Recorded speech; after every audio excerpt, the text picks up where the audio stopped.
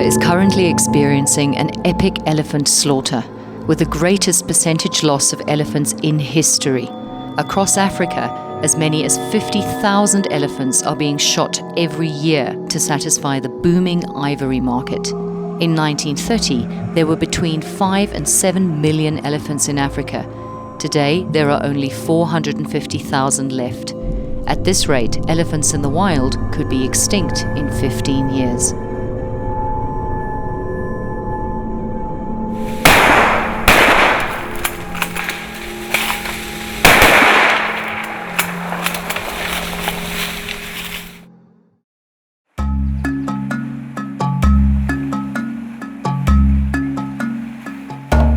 These magnificent creatures once roamed all of Africa.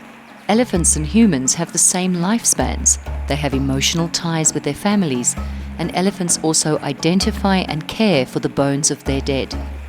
We share with elephants a characteristic not commonly found in nature. Females live past breeding age by ± 30 years, demonstrating the crucial role of leadership and experience of the matriarch in these societies.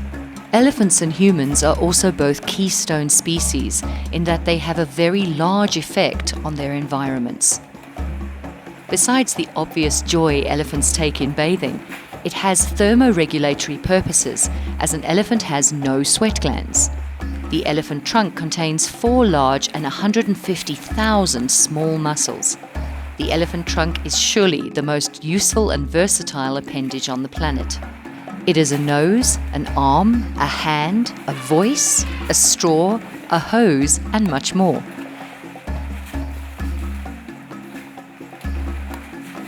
It takes a baby elephant a number of years to become truly expert in the trunk's use. Elephants were once thought to originally be aquatic animals, and that the trunk had developed to act as a snorkel whilst underwater.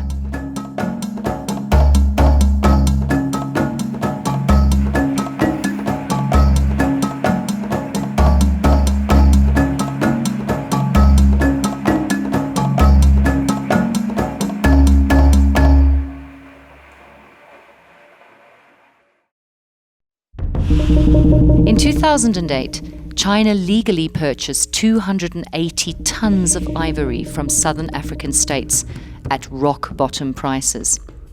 Rather than flooding the market with cheap ivory, China then fixed a very high price on the ivory, thereby driving up perceptions of value and escalating the demand for ivory.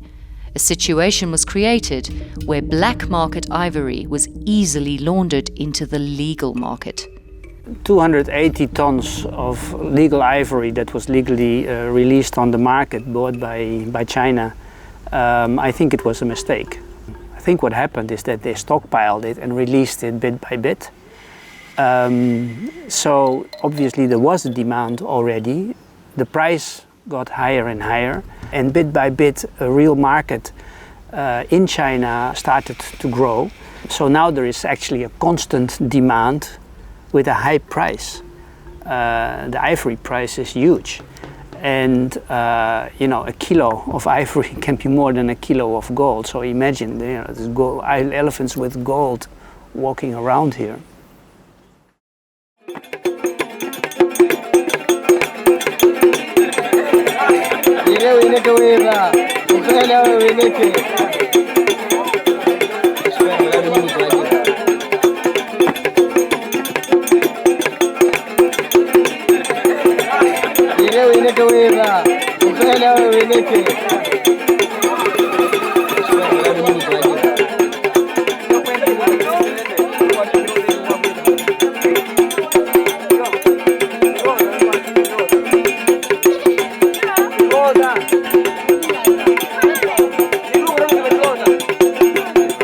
National Park lies in the province of Cabo Delgado, Mozambique's northernmost province, and is one of the country's poorest. This national park covers 6,000 square kilometers of land and 1,500 square kilometers of marine area, as well as being part of the corridor to the Nyasa Reserve. The park was created in June 2002 and is responsible for the preservation of fauna and flora, the development of sustainable tourism, and thereby economically benefiting the local population.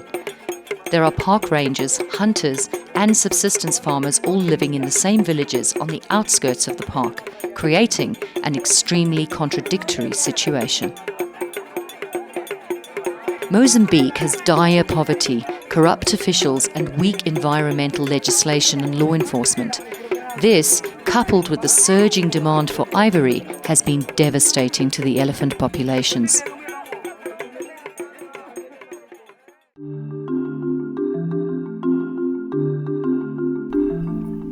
In the Carimbas National Park lives Jacob van Landsberg. As an ex-Special Forces operative, he was hired by Lamarco as a stabilizing force during the civil war between Renamo and Frelimo. During the last year of his contract, he found himself drawn to the huge distant mountains and surrounding forests. One day, he put a patrol together to investigate the area's potential as a nature reserve, and in 1992 applied for a concession. Having obtained his concession, he and a few loyal men set up camp in this beautiful reserve. Daily patrols resulted in a dramatic decrease in local poaching, but Jacob soon discovered that the problem he faced was far greater than his resources could cope with.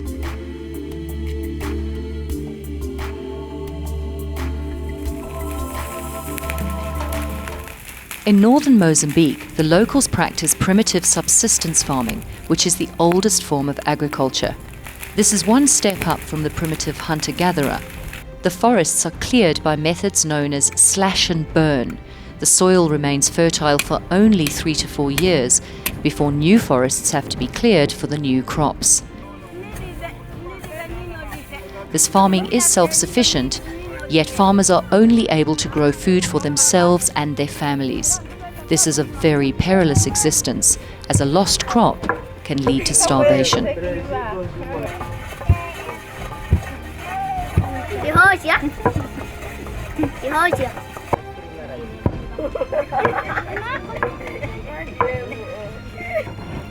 Bartering is very common amongst these local villages, where services are often exchanged for food.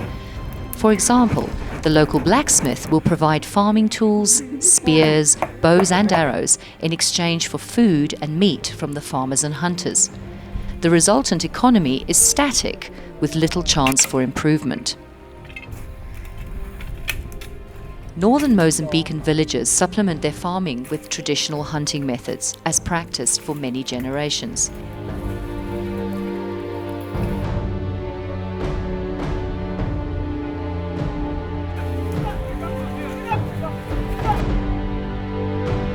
Although some of the hunting is also done to protect crops from baboons, nothing ever goes to waste, and any and all meat is always used. 99% of these villagers are illiterate and are unaware of any impact they are having on the environment.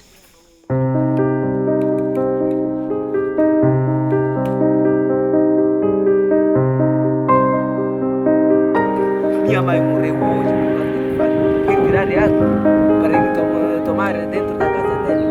O elefante está aqui, matou minha mãe.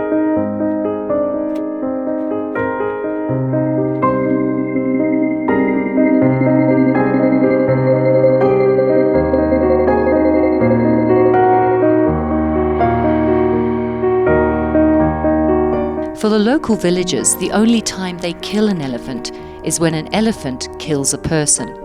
The elephants sometimes break into huts during the night to steal harvested crops. These crops can represent a whole year's worth of food. Jacob has come up with an innovative way of keeping the elephants away. An old woman was killed, and then they called the so-called hunter, and it was a lot of shooting. Wound, what they said 3 elephants, I think it's 4, and we discovered the body. And the ivory was taken out by somebody else, so it's not in the hand of the government. Usually it goes to the district offices and then to the Karimba Park's office. Yeah, so with the gas explosions, it's an oxygen acetylene type of explosion. Very cheap to manufacture, and it's an abundance of it here. It's available. This low side type of they tread on landmines and they remember that effect. So we bury this gas bottle in the soil, only the top part sticking out. So they put grass and something on top of it. At night time, when the elephants come in, they just go and put light to it, and a minute later, a huge explosion and the elephants run.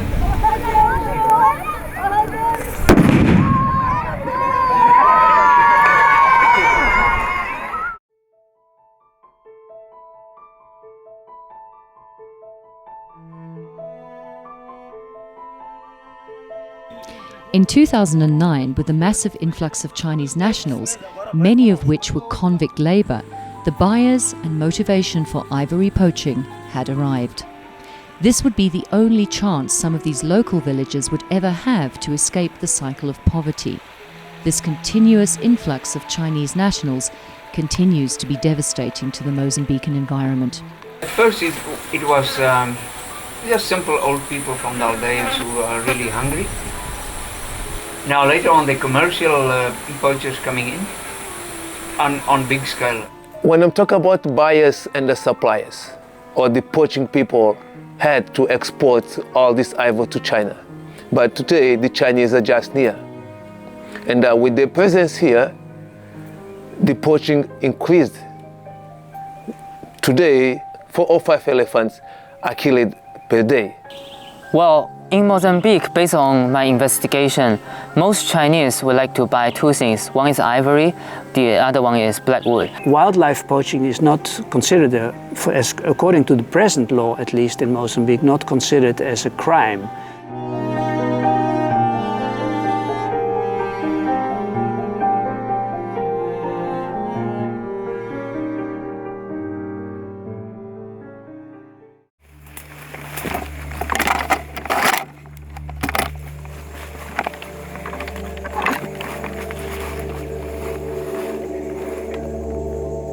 Eu esse trabalho faço porque aqui na nossa província, todo Moçambique não tem emprego.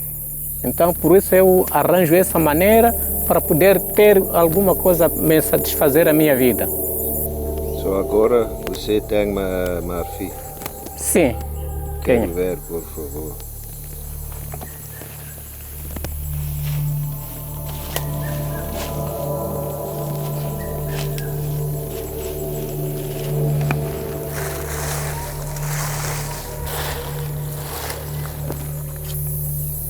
Este é que vendo por 1.500 o quilo. Então, deixando aqui, tem mais outro este grande. Então, este é que vendo por 3.500 cada quilo. E meus crianças podem conseguir estudar.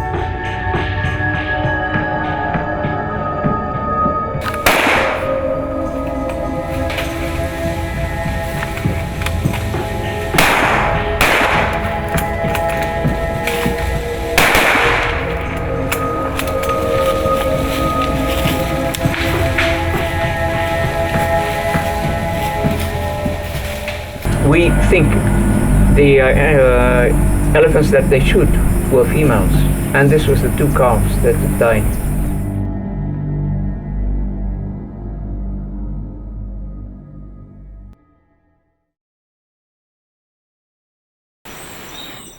But for many years, when they were hunted there at the back, they come here. The same day, they come here. To me, it's quite emotional, and I really appreciate it.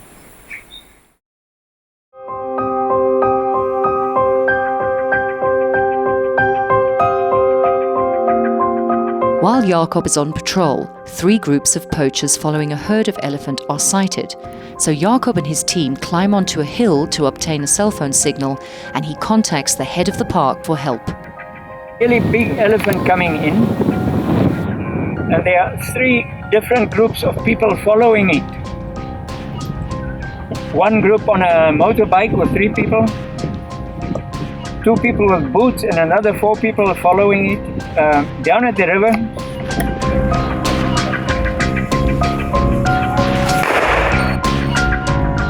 Nearly a week later, when they finally do arrive, and after the elephants have already been killed, the rangers go on patrol and all they capture is a traditional meat hunter. But because he's in the park, he is classified as a poacher.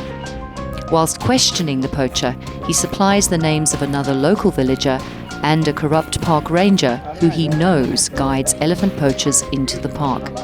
This man is obviously poor and is just trying to feed his family, so is then released.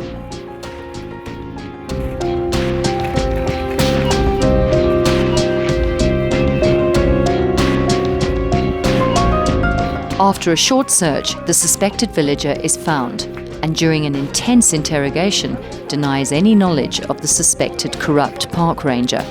When asked to show his cell phone records, he smashes the phone in the hope of destroying the SIM card and the call records.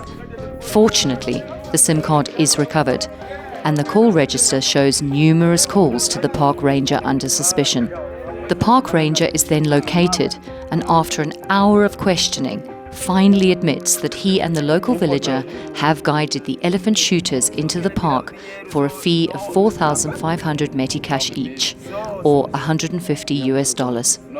To the park ranger and villager, this amounts to a substantial amount of extra income.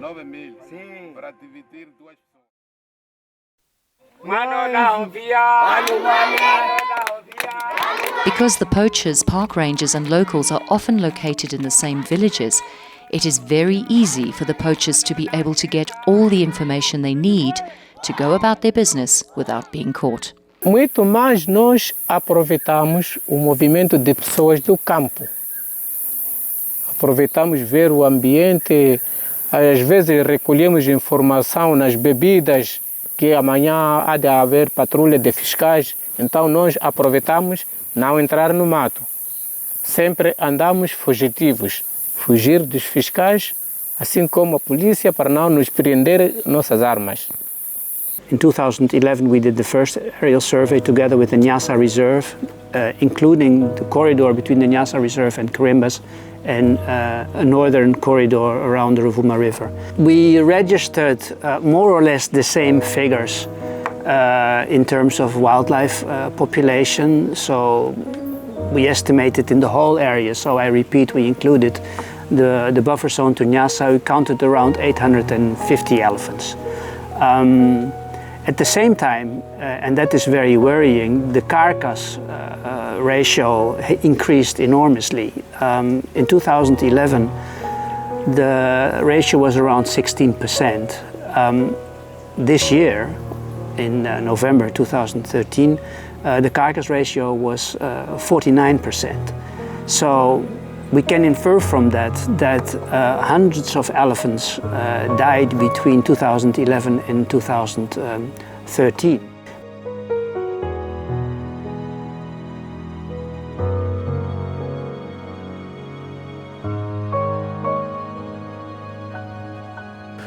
From 2010 to 2015, more than 9,000 elephants have been killed by poachers in Nyasa Reserve. We have found poachers using helicopters to evacuate the ivory, and obviously in a large area as this, they are very hard to catch. The rangers are poorly equipped with Mauser rifles, which are fairly old, while many poachers are equipped with AKMs. These are fully automatic war weapons. All these weapons are military weapons. So how these people have access to these weapons? If we look to Montepuez, I'm talking about Cabo Delgado province, where it is based one of the Mozambique military headquarters. In that area, these weapons, and according to some of the rangers, this weapon comes from that place. Nowadays, getting much more complicated. They're coming in with rifles like 375, but disturbingly, they're carrying a Russian PPK. This is a belt-fed machine gun. Now, that's for us. The 375 is for the elephant. And they move their base each evening, and we are following with one old Russian Mauser. We followed 3 poachers with an AK who was following a group of elephants. At sundown, we make contact. After firing my first bullet, the rifle jammed. My buddy managed to fire another 2 shots, then his rifle jammed as well. This is antique Russian Mausers from the Second World War, even with a bayonet. Parksport refused to give us anything better, or like an AK with which the poachers are equipped. Now, by loading it, very clumsy, and there, as you can see, it jammed already. It refused to. Now, to resolve that problem, I must open it like that, remove the bullet in a haste, in a hurry. Try to insert it again. Now we are ready. And what happened yesterday? It jammed. And then I go through the whole system of removing it again, and it jammed again. Meanwhile, my buddy was firing his first and second shot, then he jammed again. We were so lucky that the poachers decided to run while we were struggling with 2 jammed rifles. And I think the Parksport really should, and the government should look into it. We're risking our lives doing our job. When Jacob and his team did catch poachers or come across their camps, everything used by the poachers is destroyed in an effort to prevent further poaching. Even the bicycles used on the elephant paths are burnt. We caught a poacher after killing an elephant with the AK-47, delivered him to the police. He got 18 months, not because he killed an elephant, because he had an illegal weapon. After paying 50,000 medici bribe, he was released. He's free now. For effective conservation in Mozambique, the law needs to be changed drastically.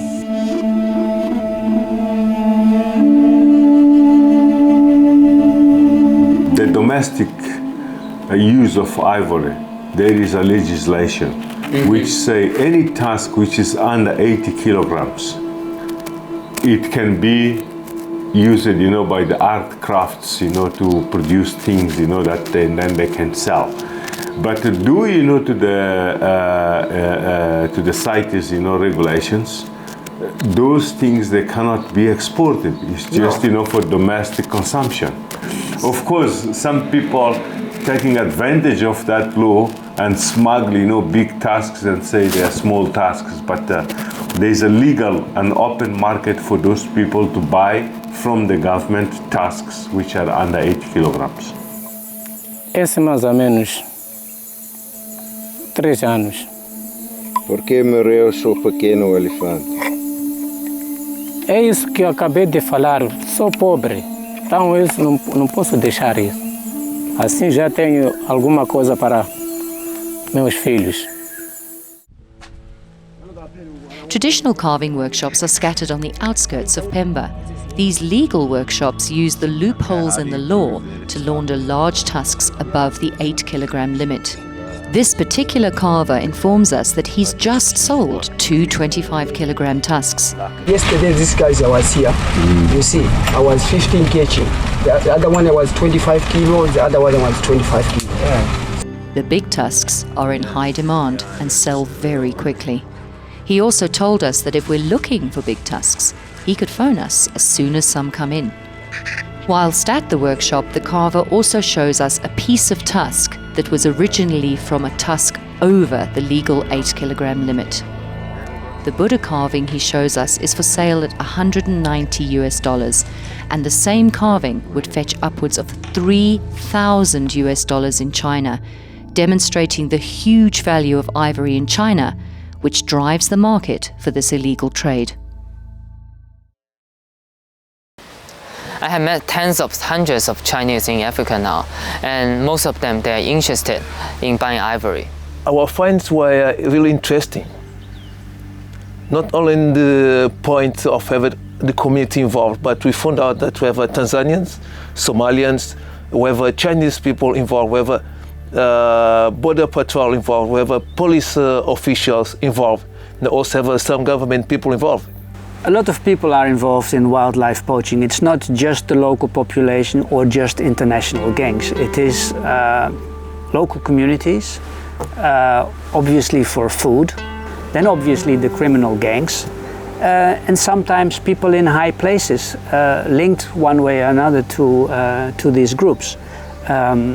Recently, we arrested some poachers in the park that, after some further investigation, were linked to a parliamentarian.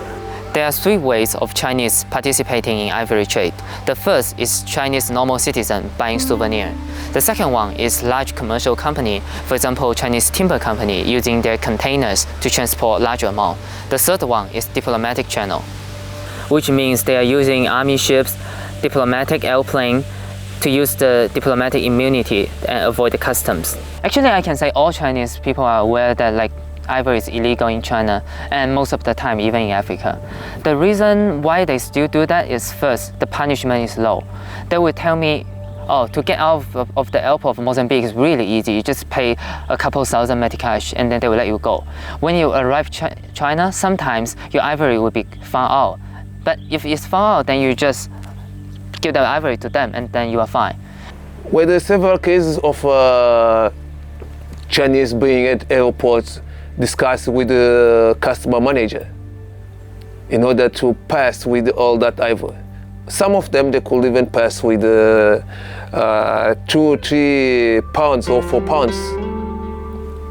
The only thing what they had to do is just bribe the customer, the agent of the customer service. It means, the law is not the essential thing. The essential thing is who is promoting, that business. Because if you put the money on place, anybody is ready, to die for that money. I see. So we are developing a class of mercenaries of killing wildlife. Você tem patrão? Sim, tenho. Tem não é só este grupo, tem mais outro grupo dele que está em Meluco. Ele vender qual pessoa? Ele vender para chinês. Qual tipo de arma você tem? Usamos arma AKM. Vamos a bater, não precisa só uma bala, não. Pode acabar um carregador inteiro, só atacar. Então ele morre através de ataque, não é por só uma bala, não cai. Some of the groups, what they do, they provide, ammunition and firearm, to the hunters, and they send, those people to the bush. To shoot the elephants. They shoot the elephants, usually they let them wounded, and then they've got some people which are following that elephant until it dies. And then they remove the tusks, and then somebody receives a phone call to say that the tusks are ready now. And then he comes, with a vehicle, collect the ivory, and he takes somewhere where he store the ivory. And this is where we were able, to stop and to catch those guys because they received phone calls to go there to collect the ivory, and by accident we also received that information. So we went there and we said, and we found them, with the ivory there. We're now working, with the Vietnamese, authorities and also, the Chinese authorities to make sure that we collect, DNA. The DNA of the ivory, to find out, where that ivory really comes from. So all those operations are taking place, and one day we will end up there. Yeah. And also the ineffective policing and corruption, I think they go really hands in hand with the ivory trade here. They arrest next day the outside because they have high values. They have money with which they can pay, they can corrupt the police. And that this is what has been happening. Let's see what's going to happen with this new law which was approved.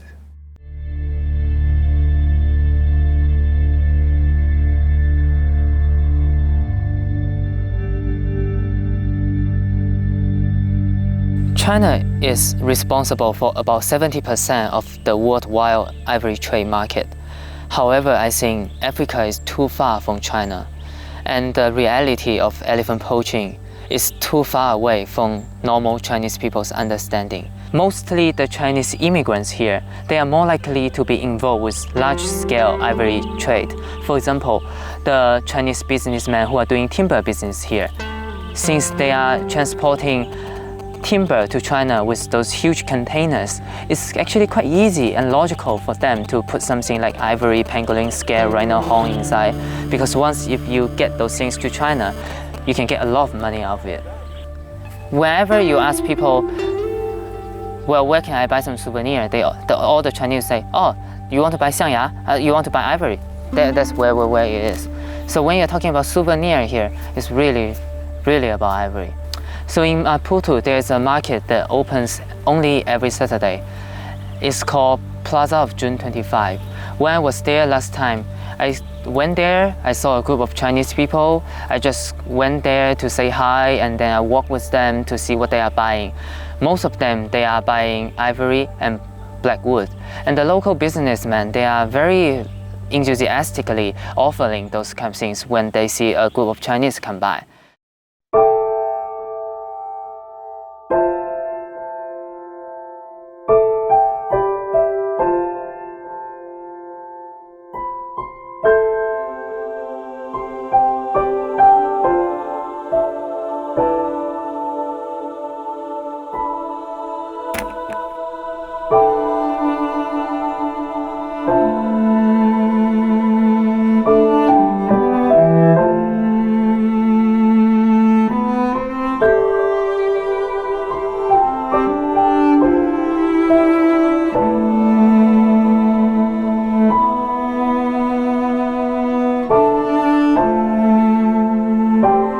In the last 3 years, we've lost 96 elephants. This specific animal got to know me over many years and frequently visit me at my room.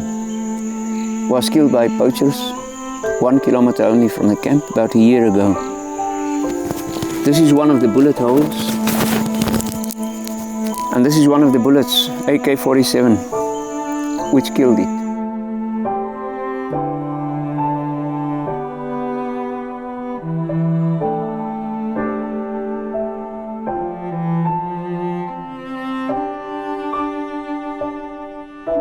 Actually, I don't understand why Chinese would love to buy ivory. If you want to see beautiful ivory, come to Africa. Come look at the elephants while they are alive.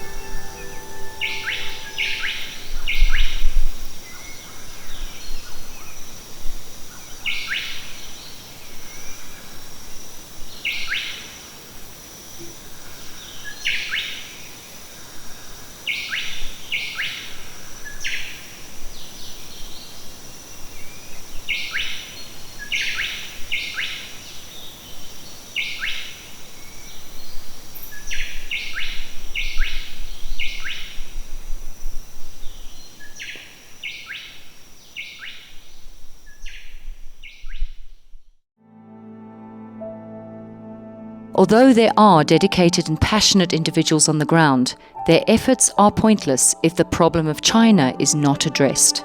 Focusing on the illegal trade is only a sideshow when the legal trade disguises the illegal trade, thus allowing it to flourish.